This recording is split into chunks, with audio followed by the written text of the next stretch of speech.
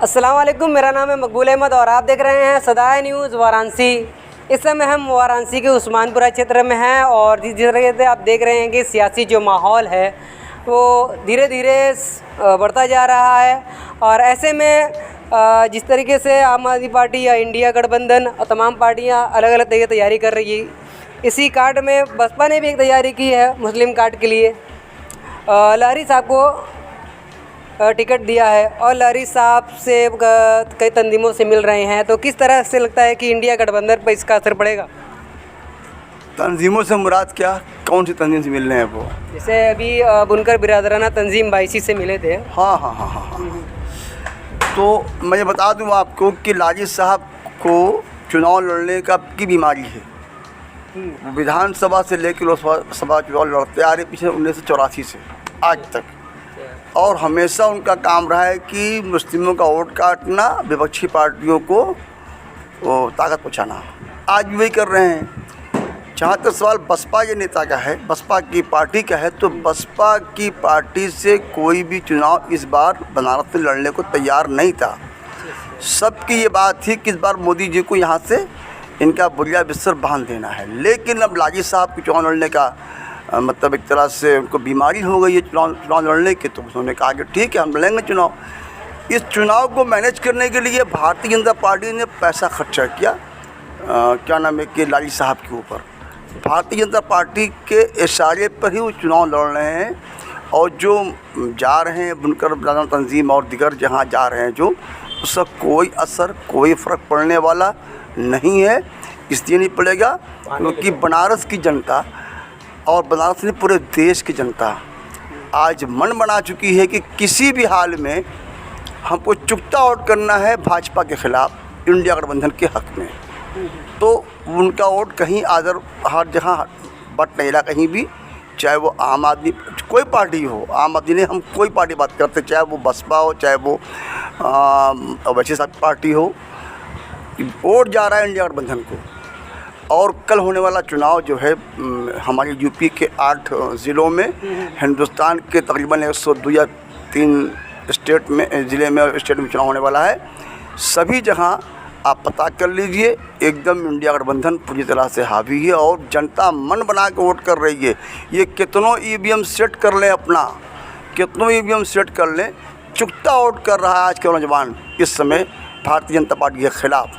क्योंकि सरकार को बदलना है, अगर सरकार नहीं बदली जाएगी तो हमारे देश का जो संविधान वो बदल जाएगा। तो देश का संविधान बाबा साहब भीमराव अम्बेडकर जी का बनाया हुआ संविधान बरकरार रहे और देश की जनता खुशहाल रहे, देश की जनता को कारोबार मिले और देश हमारा मजबूत बने।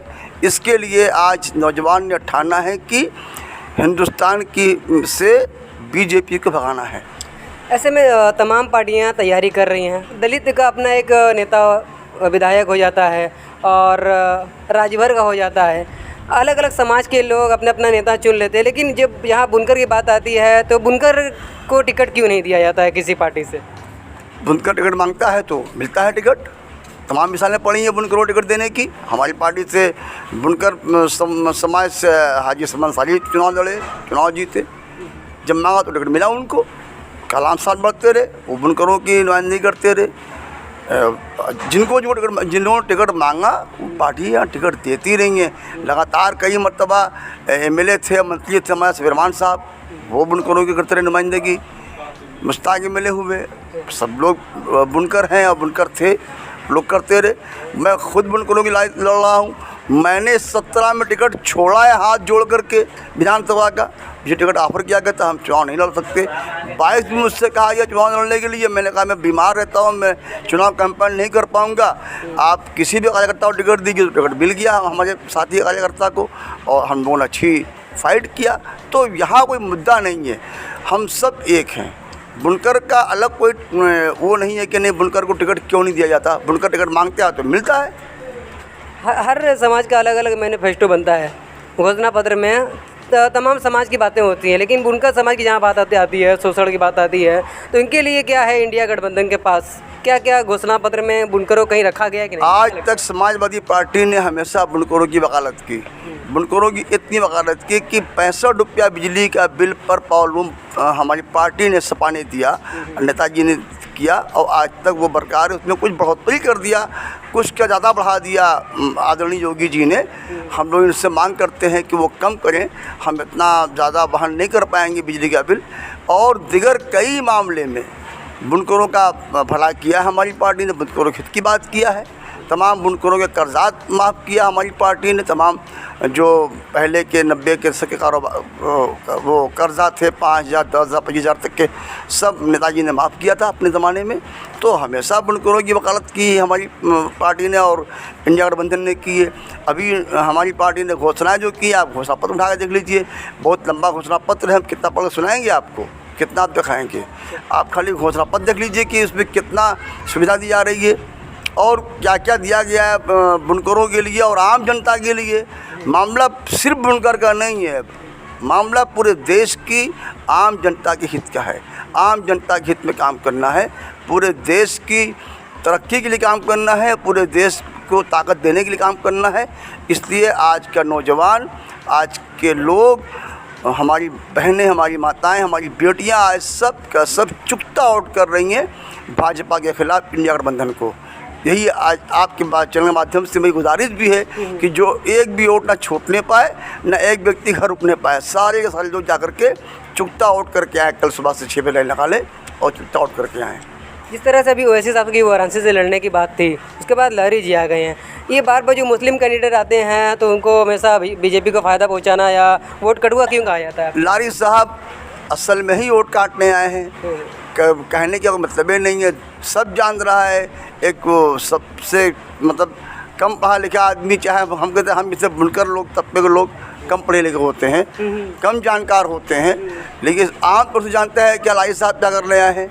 लारी साहब तो एकदम मतलब लारी साहब इसलिए आए थे कि भारतीय जनता पार्टी के जो मोदी जी हैं उनके वोट का परसेंटेज जीत का बढ़ जाए।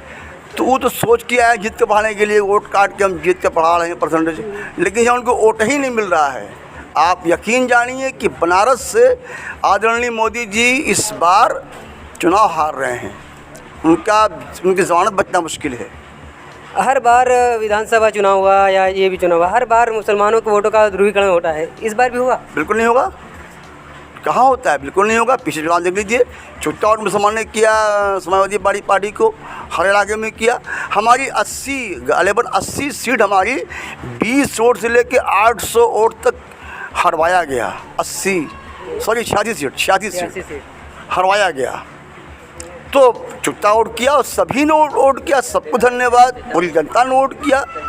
कहीं से कोई ऐसा नहीं है कि हाँ वोट नहीं ऐसा होता है, कुछ नहीं है, वोट पड़ रहा है और इसको घुमाने की कोशिश न किया जाए।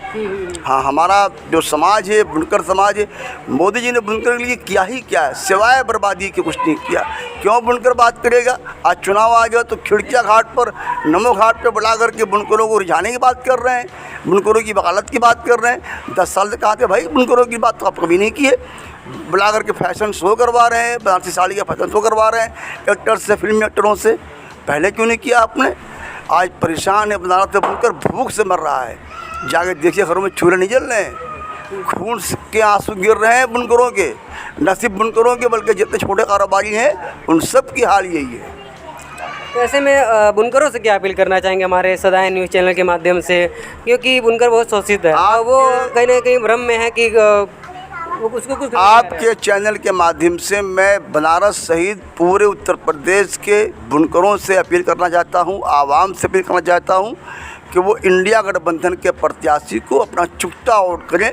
इधर उधर कुछ सोचने और देखने की ज़रूरत नहीं है।